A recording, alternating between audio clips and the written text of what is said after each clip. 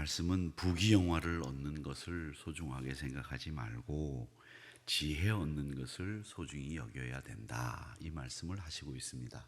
또 사람을 가까이 하는 것보다 더 소중한 것이 있으니 그것이 하나님을 가까이 하는 것이다, 이렇게 말씀을 하시면서 하나님은 우리에게 지혜를 얻기를 사모하는 사람으로 자꾸 지금도 부르고 계시다, 이 말씀을 하시고 있습니다.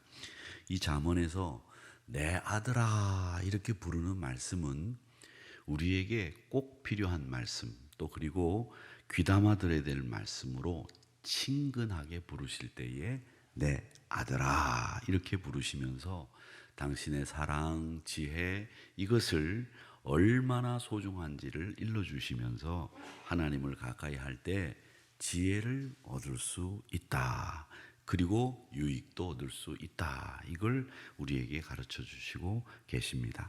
자, 그러면서 오늘 이 11절 12절 말씀의 내용은 무엇인고 하면, 하나님은 지혜를 가르쳐 주시기를 원하시면서 우리에게 징계하시는 분이시다라는 것을 이야기하고 있습니다. 하나님으로부터 우리가 멀어질 때, 그때 하나님은 우리를 징계하십니다. 또 우리가 바른 길 가지 않을 때 하나님은 우리를 징계하셔서 바른 길 가게 하십니다. 우리가 징계가 없다고 하면 우리는 하나님의 친자녀 아닙니다. 우리가 자식을 키울 때에도 징계를 해서 바른 길을 갈 수 있도록, 바른 자식이 될 수 있도록 하지 않습니까? 징계하지 않는 부모는 방치하는 거죠.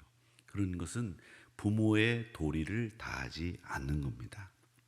그러니까 징계는 자식을 사랑하기 때문에 징계하는 거죠. 그렇죠? 하나님도 마찬가지입니다. 우리를 징계하시는 이유는 우리를 사랑하시기 때문에 징계하시는 겁니다.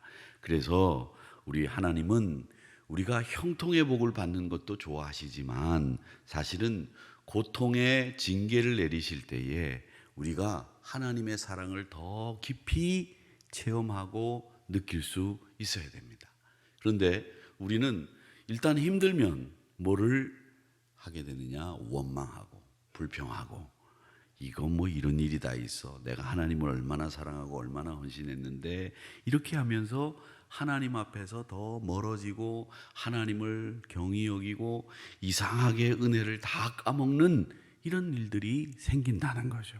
여러분, 이 징계는 우리를 악에서 돌이키게 하고, 이 징계는 연단을 받아 더 성숙한 신앙으로 자랄 수 있도록 만드는 겁니다. 여러분, 우리가 신앙생활할 때 징계가 꼭 필요하다는 것을 기억하시기를 바랍니다. 때로는 그 징계가 우리를 더 성숙한 사람으로 만들어 준다고 하는 것을 잊지 마시기를 바랍니다. 이 징계가 당장은 힘들고 또 슬퍼 보이기도 합니다. 그런데 그 안에는 하나님의 사랑이 가득 담겨 있기 때문에 징계를 받는 사람은 하나님의 친자녀다라고 하는 증거를 가슴속에 새기는 것과 똑같습니다.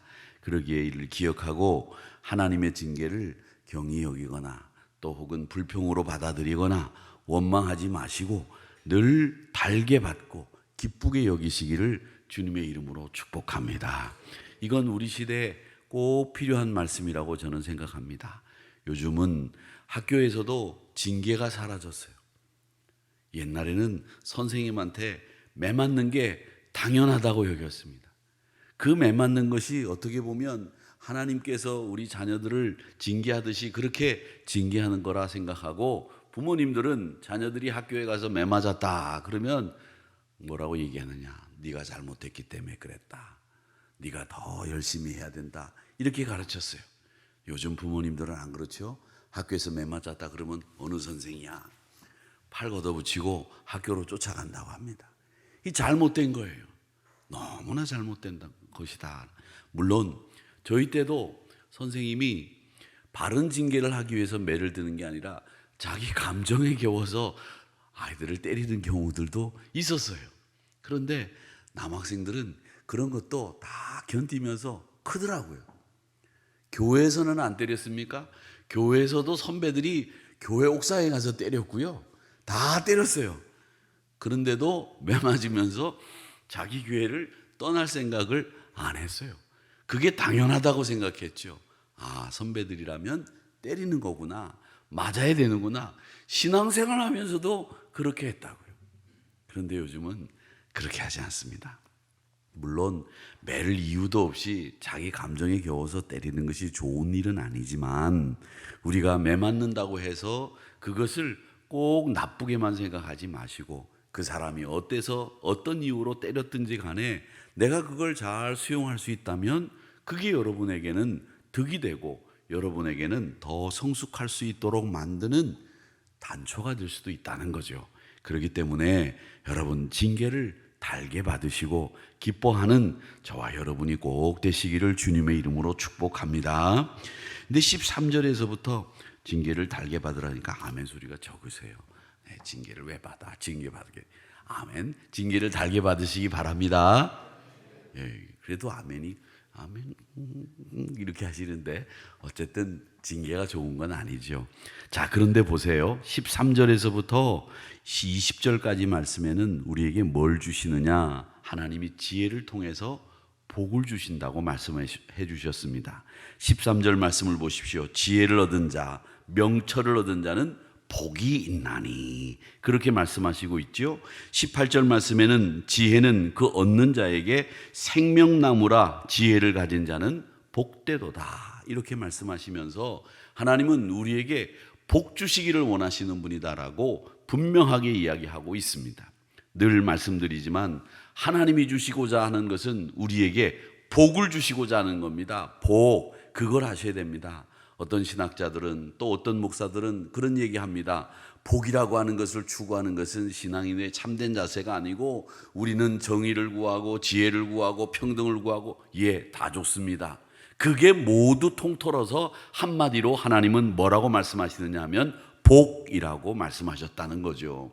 그 복이라고 하는 것은 물질의 풍요로움만을 얘기하는 것이 아니라 우리가 가지고 있는 지혜를 비롯해서 평강을 비롯해서 은혜를 누리는 것을 비롯해서 모든 것을 하나님은 통틀어서 한마디로 복이라고 이야기했습니다. 그리고 우리의 마음속의 상태를 뭐라고 말씀하셨는고 하면 기쁨이라고 말씀하셨습니다. 이 기쁨은 어느 누구도 뺏어갈 수 없는 하나님이 주시는 내 마음속에서 우러나오는 행복함, 즐거움, 이게 기쁨입니다. 세상이 주는 게 아니고 하나님이 주는 것, 그걸 기쁨이라고 이야기를 합니다. 그래서 하나님은 우리에게 지혜를 더하셔서, 하나님은 아주 비싼 은혜를 더하셔서 우리에게 어떤 세상의 보석보다도 귀하게 이 지혜를 가지고 살아갈 수 있도록 여러분들을 만들어 주셨다는 거 기억하시고, 지혜가 주시는 장수의 복, 지혜가 주시는 부귀의 복, 지혜가 주시는 평강의 복을 우리 사랑하는 성도님들이 마음껏 누리시기를 주님의 이름으로 축복합니다. 이 지혜가 장수, 평강, 그리고 즐거운 부귀의 은혜를 더하신다는 것을 꼭 기억하시기를 바라고, 우리 하나님의 자녀의 정체성에 합당하게 전심으로 하나님을 사랑하며 경외하며 살아가시기를 주님의 이름으로 축복합니다.